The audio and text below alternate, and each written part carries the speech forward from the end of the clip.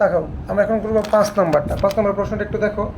একটা বর্গক্ষেত্রের পরিসীমা একটি আয়তক্ষেত্রের পরিসীমার সমান। আয়তক্ষেত্রটির দৈর্ঘ্য প্রস্থের 3 গুণ এবং ক্ষেত্রফল 1200 বর্গমিটার। আবার একটা রম্বসের পরিসীমা 80 সেন্টিমিটার, ক্ষুদ্রতম কর্ণের দৈর্ঘ্য তো 24 সেন্টিমিটার। এখানে 2টা প্রশ্ন আছে। কয়টা আছে? 2টা বলতে প্রায় 3টা প্রশ্নই, 2টা ধরো। সো এখন আমরা একটা করে আগে প্রশ্ন সলভ করি। ক নম্বরে কী বলছে সেটা দেখাবো আগে, পরে আমরা সলভে আসবো। বলছে একটি বৃত্তের ব্যাস আর পরিধির পার্থক্য কত? 66 সেন্টিমিটার হলে বৃত্তের ব্যাসার্ধ কত? ব্যাস এবং পরিধির পার্থক্য কত? 66। তাহলে ব্যাসের সূত্রটা কী জানি আমরা? ব্যাসার্ধ যদি আর হয় তাহলে ব্যাস মানে 2r আর পরিধি মানে 2πr। আমরা বলছে পার্থক্য আমরা লিখবো প্রশ্ন মতো পার্থক্য মানে কি? একটা থেকে একটা বিয়োগ, পরিধি থেকে ব্যাস কি বিয়োগ করলে ওরা বলছে কত হবে? 66 হবে। ওরাই তো বলেছে 66 হবে, দিলাম 66। তো এখন আমরা যে কাজটা করবো, এখানে 2π, এখানেও কি এটা হচ্ছে 2r কমন নিতে পারি। কোনটা? 2 কমন নেওয়া যায় এবং r, কারণ এখানে হচ্ছে 2r যদি কমন নিই তাহলে এখানে পড়ে থাকবে কোনটা? পাই। এখানে পড়ে থাকবে কোনটা? পাই। আর এখানে যেহেতু কিছু নাই মানে কত থাকবে? 1। তাহলে 2r কমন নিলে থাকবে পাই মাইনাস 1 সমান 66। কথাটা কি ক্লিয়ার? এরপর যদি কি যে 2rটা ওই পাশে কী হবে? ভাগ হবে। অথবা তুমি চাইলে আর একটা কাজ করতে পারো, ওরা যেভাবে করছে, এখানে যে 2টা তো আছে, 2টা নিয়ে ওই পাশে ভাগ করে দাও, 8টা থাক। এই যে 8টা এখানে থাকলো, 8টা কি থাকলো? 2 দিয়ে ভাগ করলে কত হচ্ছে? 33। এই যে 33। এরপরে এখানে যে পাই মাইনাস 1 ছিল, পাই মাইনাস 1 কিন্তু এখানে গুণে ছিল, তো গুণটাকে নিয়ে ভাগ করে দাও। তো পায়ের মান বসাই দেবে। পায়ের মান কত? 3.1416 মাইনাস 1।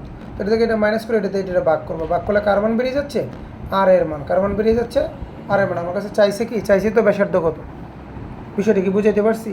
আচ্ছা, এরপরে যদি আমরা যাই, লক্ষ্য করেন খ নাম্বারটা। খর আগে প্রশ্নটা চলো পড়ে আসি। প্রশ্নে কি বলছে? প্রশ্ন বলছে প্রতিটি 50 সেন্টিমিটার বর্গাকার পাথর দ্বারা বর্গক্ষেত্রটি বাঁধতে মোট কতটি পাথর লাগবে এবং প্রতিটি পাথরের মূল্য যদি 25 টাকা হলে বর্গক্ষেত্রটি বাঁধতে মোট কত টাকা খরচ হবে?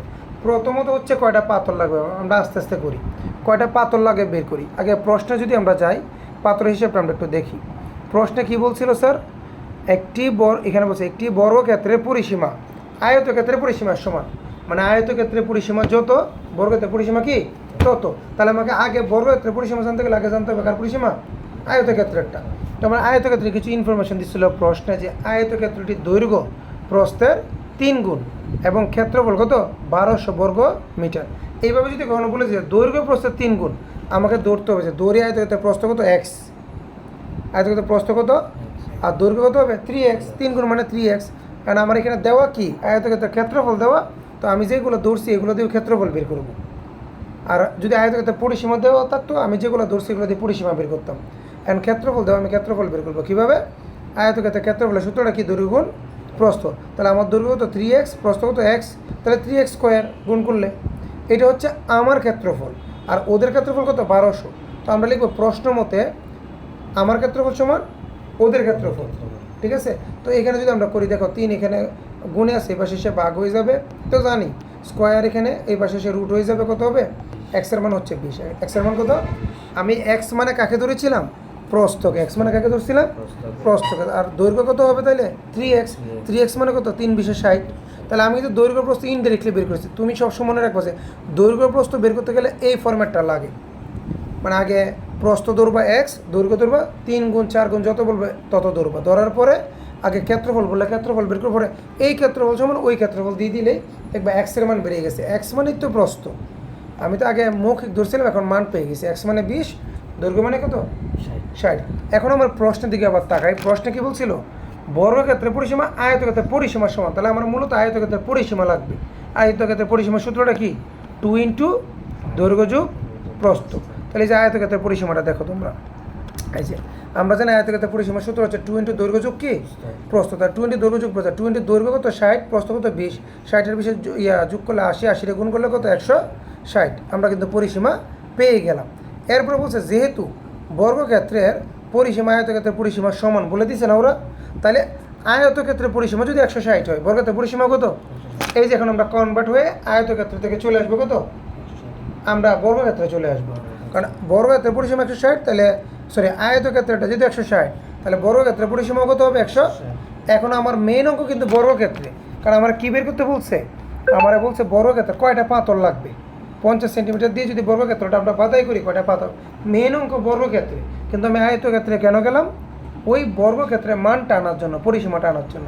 তো বর্গক্ষেত্রের পরিসীমা আনলাম, আর পরিসীমা থেকে আমার যদি আমরা জানি যে পাতর দিয়ে কয়টা পাতর লাগবে এরকম যদি বলে, গড়ের ক্ষেত্রফল লাগবে, কি লাগবে। তো আমি ক্ষেত্রফল কেমনে বের করবো, ক্ষেত্রফল বের করতে গেলে অবশ্যই এক বাহু লাগবে।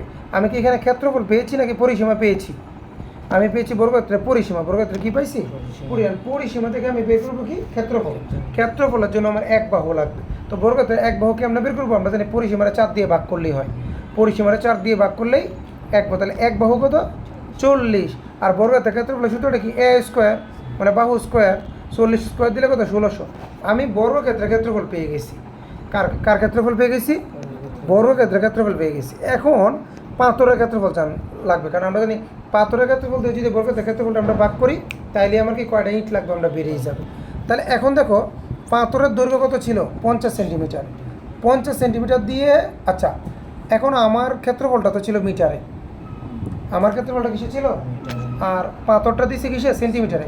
আমরা জানি সেন্টিমিটার আর মিটারে কখনো ভাগ হয় না, তাই পাথরটা সেন্টিমিটার থেকে আমরা মিটারে নিব, আর মিটারে নিলে কী করতে হয় 100 দিয়ে, ওই আমরা 100 দিয়ে ভাগ করলাম, ভাগ করলে কত হচ্ছে 0.5 মিটার, 0.5 মিটার।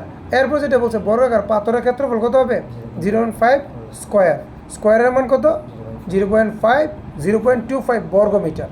কথা কি ক্লিয়ার।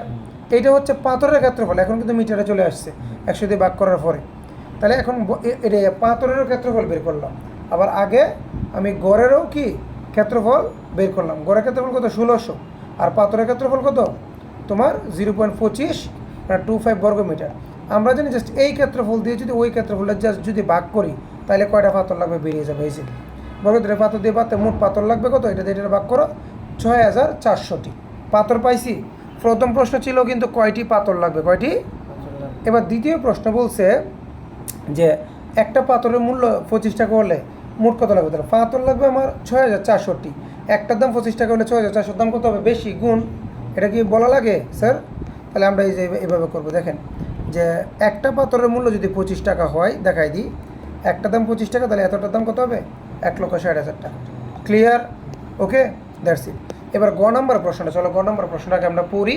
বলছে রম্বসটির বড় কর্ণের দৈর্ঘ্য এবং ক্ষেত্রফল। রম্বসের বড় কর্ণ বের করার সিস্টেমটা জানি না, ছোটো কর্ণটাও যেইভাবে বড়টাও একইভাবে। এই যে একটু তাকাও, এখন আমার মান দেওয়া ছিল কার কার সেটা দেখো।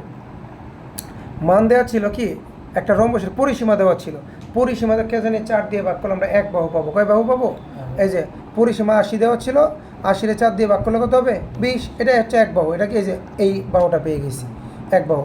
আর একটা কি দেওয়া ছিল দেখি আমরা, ক্ষুদ্রতম কর্ণ, ক্ষুদ্রতম কর্ণ মানে এইটা কোনটা বিডি, বিডি কত 24, তাহলে 24-এর অর্ধেক কত 12, তাহলে ভূমিও পেয়ে গেছি। নাই কোনটা লম্ব, লম্ব পাইলে লম্বরে ডবল করলে তো বড় কর্ণ পেয়ে যাব। একই সিস্টেম, আগে বের করছি এই কর্ণ, কোনটা আগে বের করছি এই কর্ণ, এখন বের করবে এই কর্ণ, সিস্টেম একই। তাহলে বিষয়টা হচ্ছে কি দেখুন, দেখেন এখানে, তাহলে আমরা দেখবো এক বাহুর দৈর্ঘ্য কত হচ্ছে 20 সেন্টিমিটার এবির মান, মানে এটা হচ্ছে অতিভুজ। আর ক্ষুদ্রতম কর্ণ যেহেতু 24 ছিল, 24-এর অর্ধেক কত, এই যে ভিডি মানে 24 ছিল, তাহলে এটা হবে ওভি, এটা কি হবে ওভি, বিডি না। ওবির মান কত হবে 24/2, আচ্ছা সরি বিডি 24 আর ওবির মান একটু ভুল লিখছি, এখানে লিখবো যে বিডির মান কত, ওটা ঠিক আছে, এখানে দিব 24, আর ওবি করার সময় এখানে ভাগটা করবো যে 24 ভাগ কত 2 সমান সমান কত 12। ওবির মান কত, ওবির মান হচ্ছে 12 সেন্টিমিটার। ওবি মানে কোনটা বলেন তো, ওবি মানে হচ্ছে ভূমি, আর এবি মানে কোনটা, ওই যে 4 বাহু থেকে এক বাহু পাইছি অতিভুজ। তাহলে এখানে কার কার মান দেওয়া, ভূমি এবং অতিভুজ। তাহলে আমি যদি এখন এই ত্রিভুজটা ধরি যে এ ও বি হতে পাই, কার মানটা বের করবো, লম্বের মানটা। তো লম্বের মান বের করার সূত্রটা কি, পিথাগোরাস হতে পাই যে এটা অতিভুজ স্কয়ার লম্ব স্কয়ার ভূমি স্কয়ার, ঠিক আছে। এবার লম্বটাকে এই পাশে নিয়ে আসবো। আচ্ছা আগে মানগুলো বসাও, অতিভুজ মানে এ বি, অতিভুজ মানে কি, আর লম্ব মানে ও এ আর ও বি। মানে আমি কার এই পাশে আনবো, নাই না তুমি মানটা করতে পারো। আচ্ছা অন্যভাবে করছে আমরা আগে নিয়েও আসতে পারি, চাইলে আগে মানও বসাইতে পারি। মান কাটটা অতিভুজের মান 20 স্কোয়ার, আর লম্বের ভূমির মান কত 12 স্কোয়ার। ও এর মান নাই, লম্বের মান ও এটাকে এখন এই পাশে আনতে হবে। ও এটা যদি আমরা এই পাশে আনি, একটু দেখাও, মানে ও আগে জায়গায় জায়গায় মান বসে করে ফেলছে আর কি। তাহলে ও এর 20কে যদি স্কোয়ার করে 400, তুমি আগের মতো করতে পারো, এটাকে স্কোয়ার করলে 144।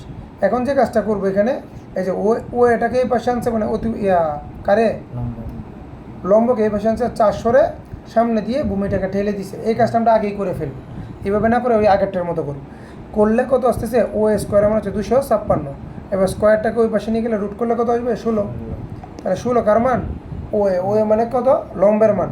লম্বের মান আর কি, কোন লম্ব, এই যে আমি দেখাই, এভাবে ছিল না যে এই লম্বের মান হচ্ছে কত, ও মানে 16। তাহলে 16 দ্বিগুণ কত, 32। এই যে 16 দ্বিগুণ হবে কত, 32, গুণ করে দিলে যে 32। আমি কিন্তু ও মানে কি 16, আর এসি মানে কত হবে 32, মানে পুরা কর্ণটার মান।